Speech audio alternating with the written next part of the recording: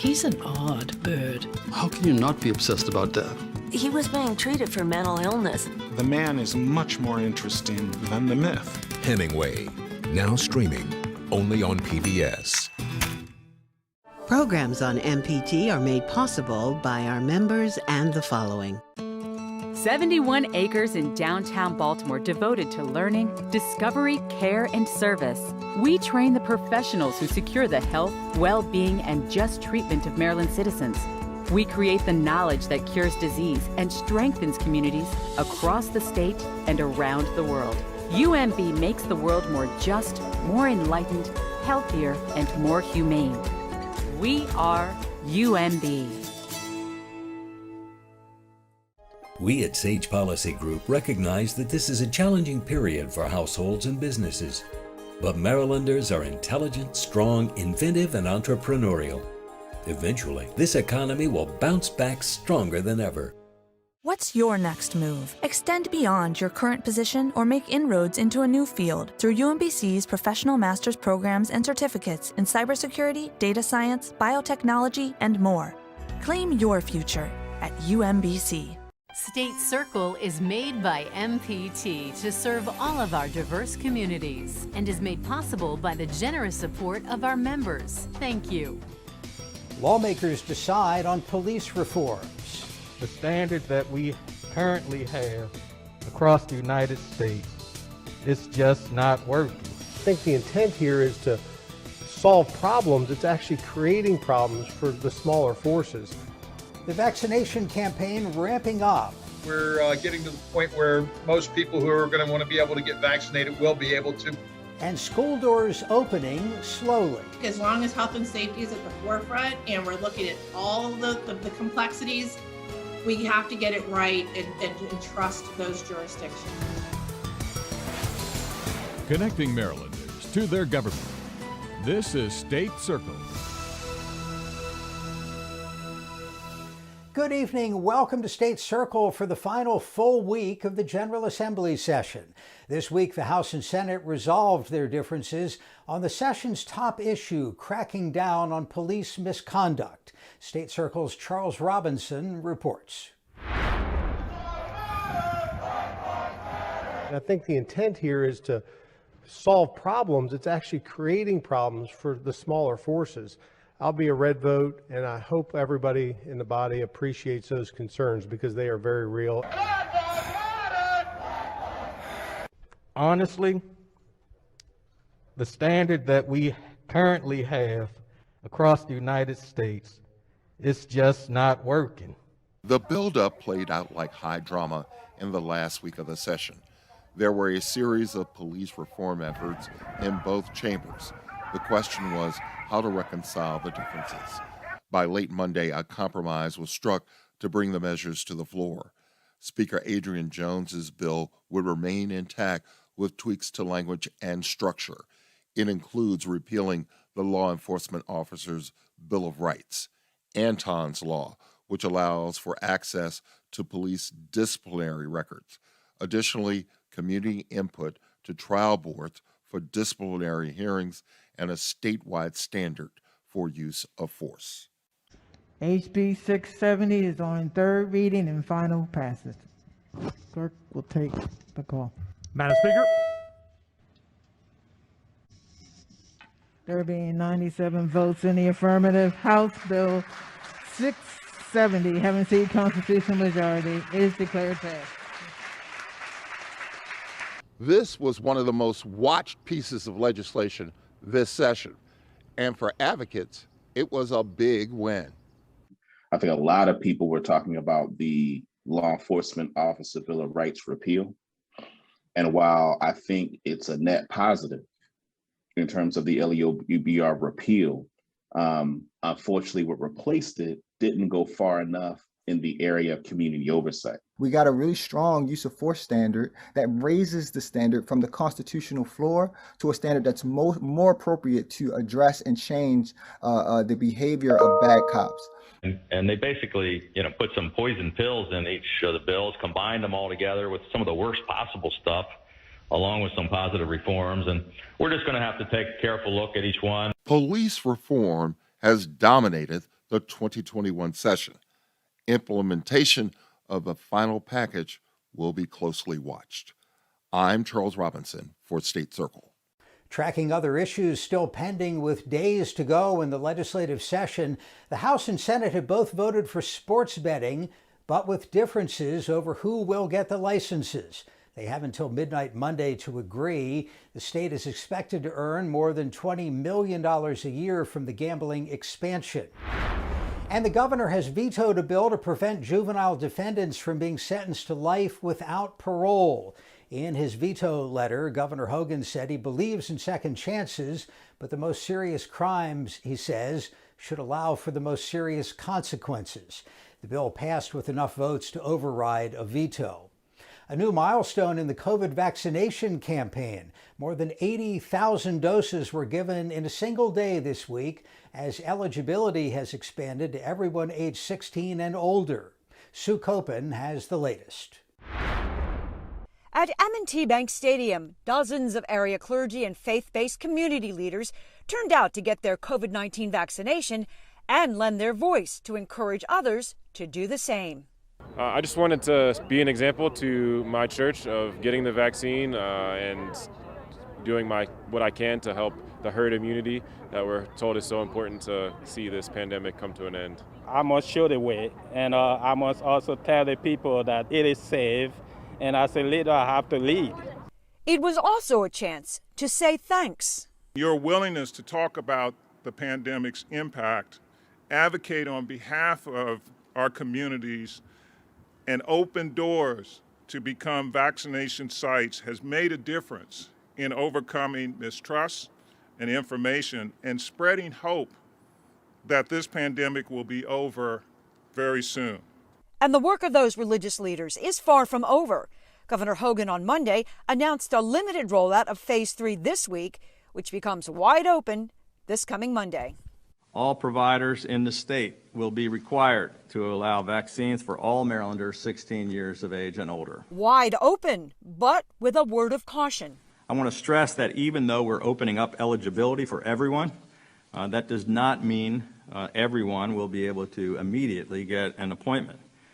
But with the supply of doses increasing over the next month or so, a vaccine should be available for everyone who wants one. One of the big reasons for expanding access to COVID-19 vaccinations. People younger than 60 years old are comprising a higher proportion of new COVID-19 cases and hospitalizations. This is one factor in the efforts to broaden the eligibility for vaccinations to as many people as possible.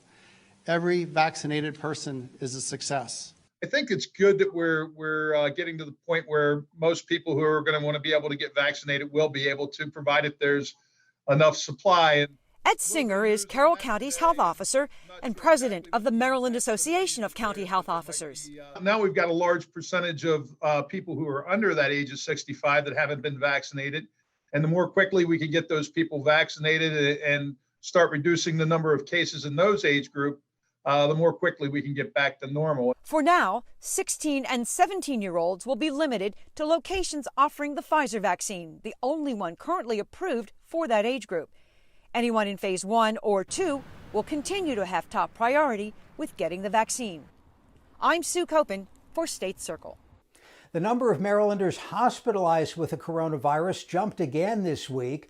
The trend has been moving steadily in the wrong direction for 4 weeks now, since the hospitalization count bottomed at 765. Today, it is up to 1,249. The trend is towards younger patients with new variants of the disease. So is this the right time to fully reopen schools? As Nancy Amata reports, the clock is ticking on this school year. Schools have been given money. Staff has been provided vaccinations. The CDC has updated distancing guidance to enable more students into classroom. Taking a break from her job as an infectious disease scientist, Montgomery County mother of 4, Marjorie Smelkinson, says there's no valid reason students cannot fully return to school 5 days a week. The studies that were showing schools could be reopened safely with very minimal transmission were all conducted pre-vaccination, and students and staff were safe. And now we have this amazing added layer of protection of vaccination.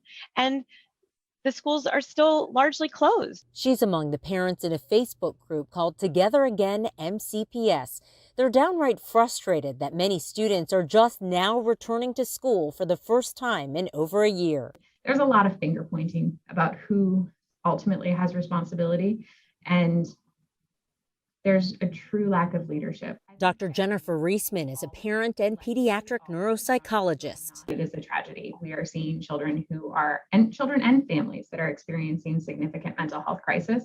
And I think one of the biggest concerns that I have as both a parent and a professional is that so many of these concerns are undetected. I think as long as health and safety is at the forefront and we're looking at all the complexities, we have to get it right and trust those jurisdictions. Cheryl Boast is the president of the MSCA, which represents 75,000 teachers and school staff. I just want people to be really, patient. I know we want this all to be over with, but we see it's not. And I think if we rush to just say, hey, everybody in before the end of the school year, which we're coming up to sooner than we think, that just causes a lot of logistical issues and some stress. Boast doesn't foresee most students will be able to return to the classrooms for 5 days a week in-person learning until the fall. But she predicts brighter days ahead now that the legislature has passed the historic blueprint for Maryland's future. And state and federal funding has been made available to mitigate the learning loss from COVID-19. Before the pandemic, we knew the education system wasn't meeting the needs of all students.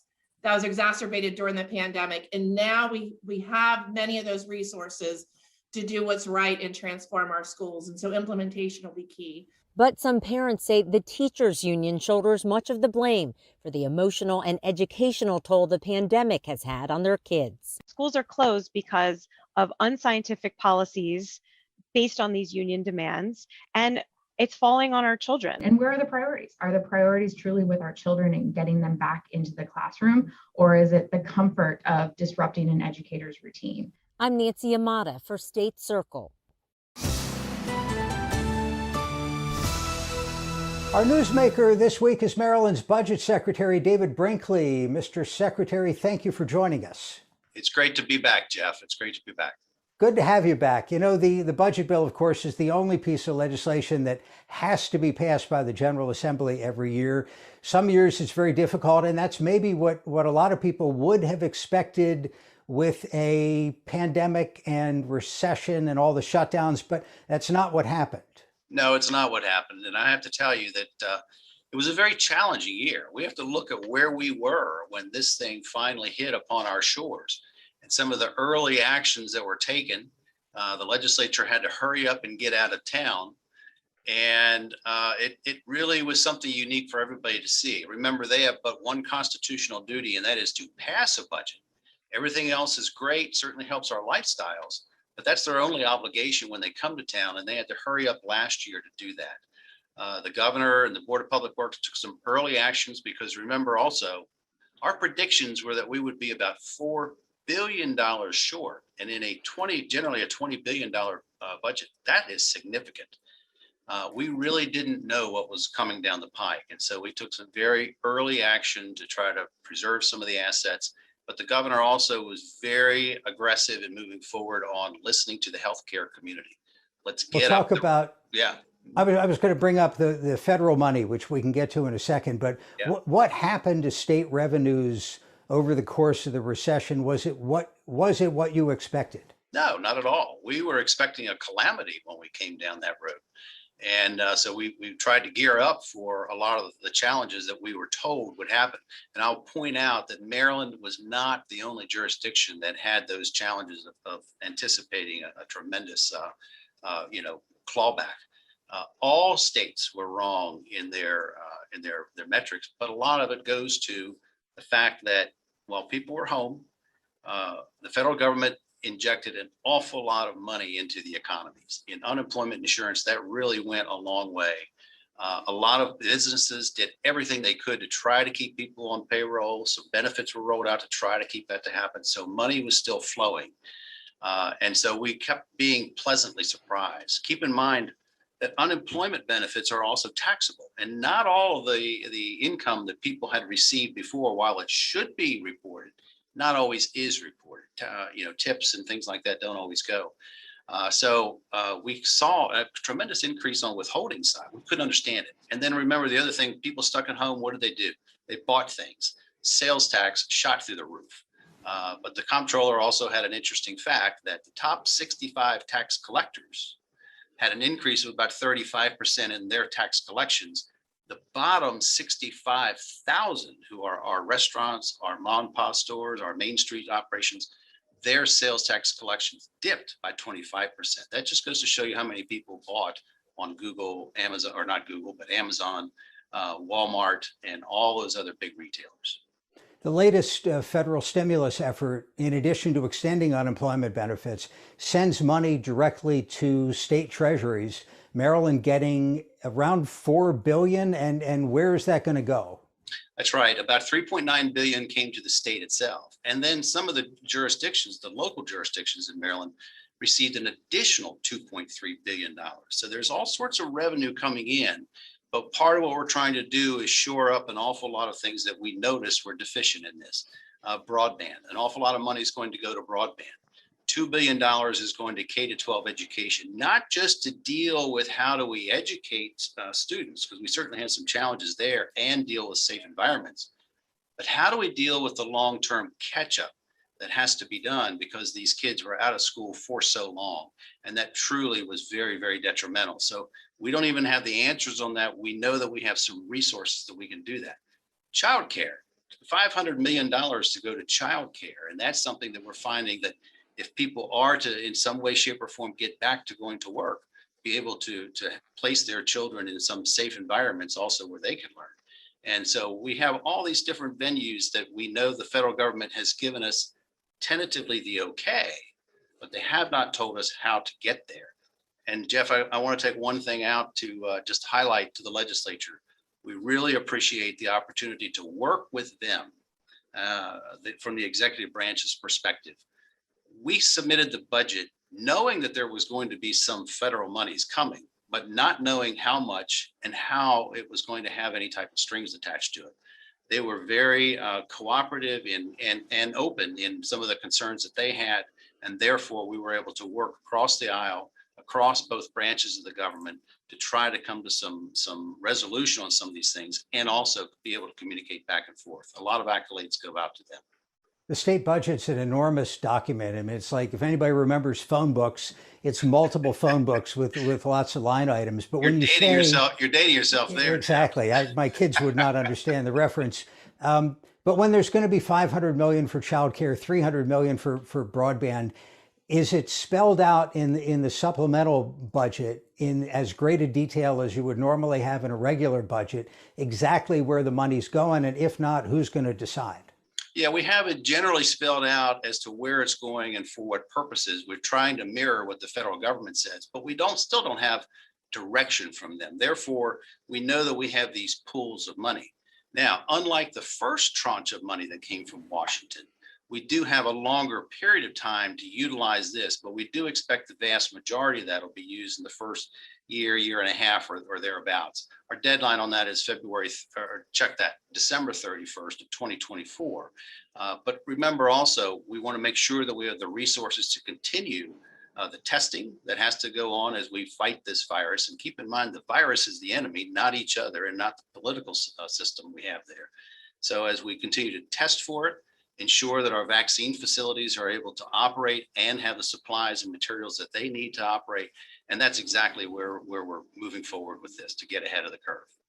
Long-term budget picture in Maryland. The governor expressed his concerns about the Kerwin education bill, saying it was guaranteed to require a tax increase at some point. He vetoed it. The legislature overrode that. So it sounds like the Treasury's pretty flush these days. But if you can see over the bags of cash to the long range, what does that look like? Well, keep in mind, we have bags of cash so that we can deal with any unknown circumstances that might present themselves. If we go back just 18 months, none of us would have seen us in the situation and the predicament that we're in now.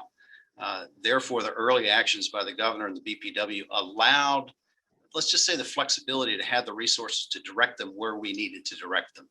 As we look forward, the whole Kerwin timeline got blown totally out of whack by this whole thing. Now, again, some of the resources for that come from online sales. Those accounts are flush.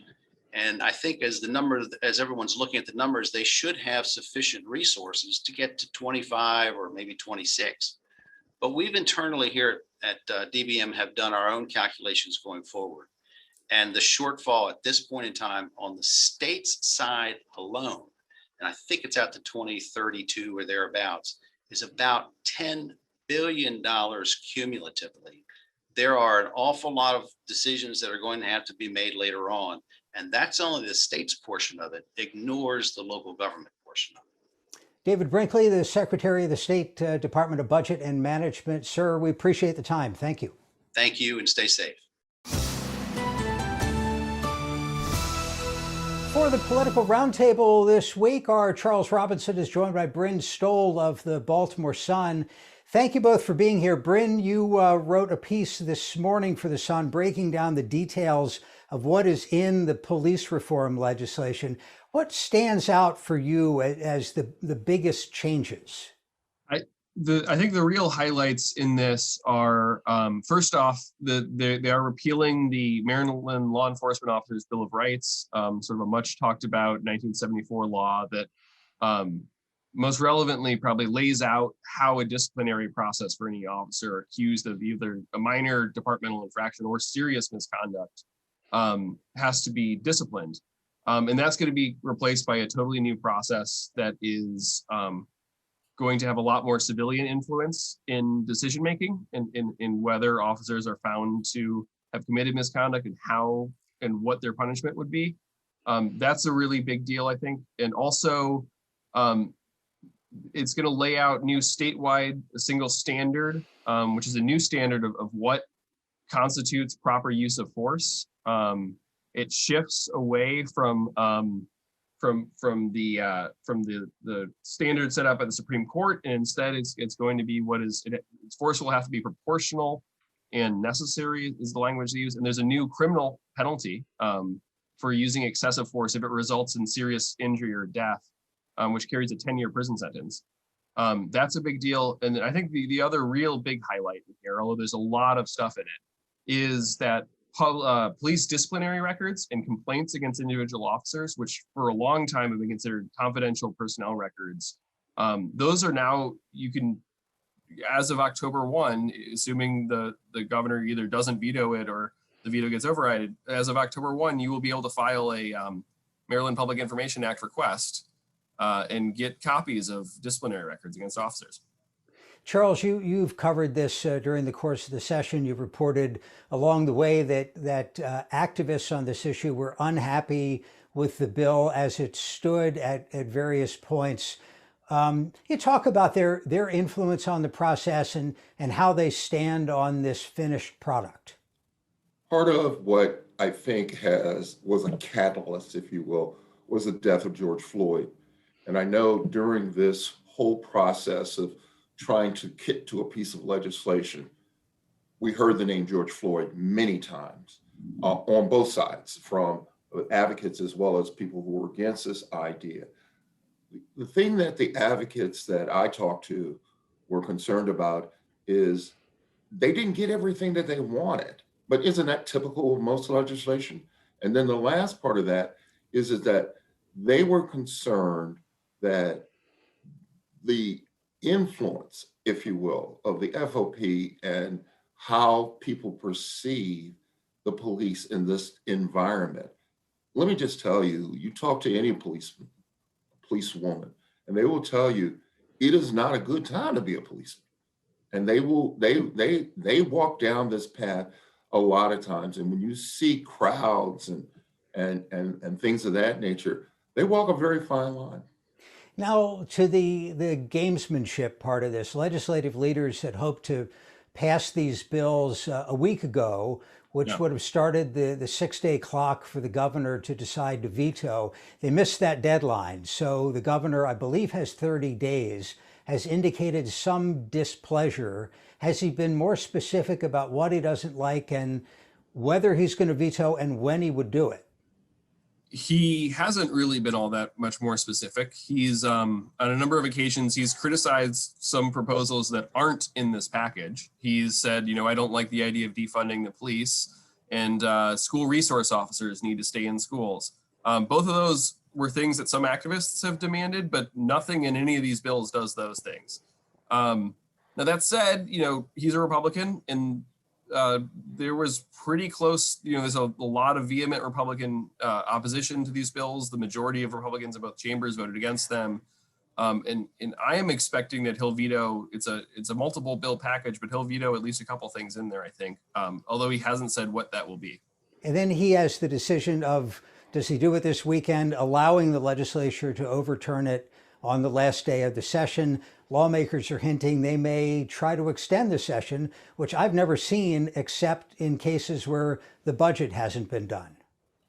Yeah, I think the last time a session was extended was 1992, and that was a budget issue, not the leadership in both chambers is adamant that this will get enacted into law this year. They're not going to wait until next year, and so I think they're hoping that this is sort of an empty threat, but there's been a lot of discussions among lawmakers here about if the governor doesn't give us a veto before Monday, we will vote to extend the session, and we'll stay in session as long as it takes to override that veto. And this is a very tricky, if you will, move, because obviously both sides want to win here. Extending the session, as you said, Bryn, from 1992, this is, it's unprecedented, but this is a very unprecedented act.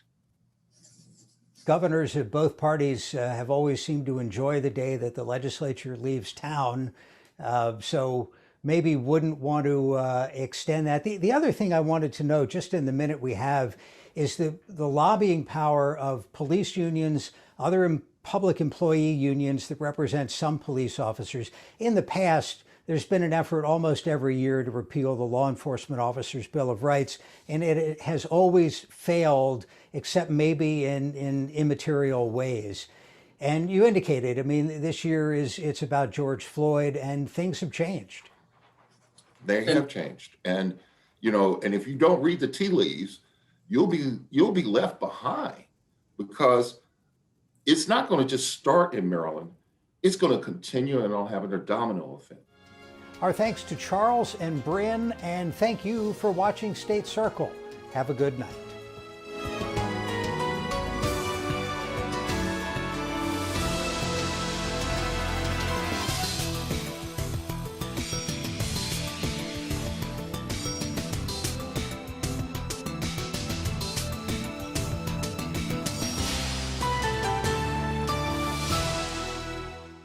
This program was made by MPT to serve all of our diverse communities. Every month, the Wise & Well Center offers a wide variety of virtual classes that will keep you active, engaged, and social this winter. For more information, visit chooskeswick.org or call 410-662-4363.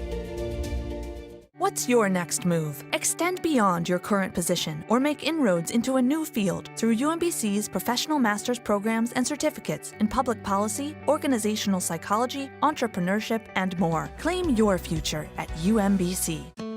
71 acres in downtown Baltimore devoted to learning, discovery, care, and service. We train the professionals who secure the health, well-being, and just treatment of Maryland citizens. We create the knowledge that cures disease and strengthens communities across the state and around the world. UMB makes the world more just, more enlightened, healthier, and more humane. We are UMB.